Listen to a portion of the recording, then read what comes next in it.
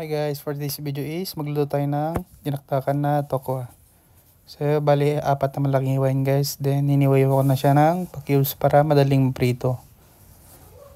And so yan yung last. Then after nyan, sinunod ko na yung sibuyas. Then hiniwa ko lang siya ng katamtaman guys, hindi masyadong pino. Then after nyan, naglagay na ako ng mantika sa palayok.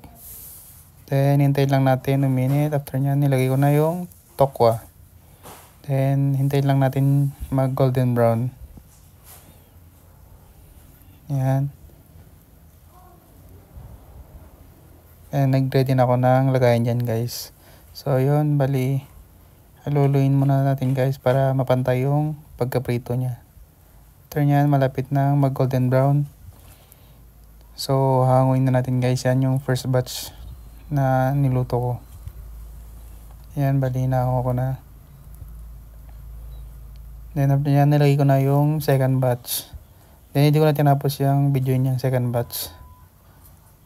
So yun, tapos na, nilagay ko na yung sibuyas, paminta, asin, tsaka mayonnaise. Then halo-halo lang natin ng konti. So yun, tapos na.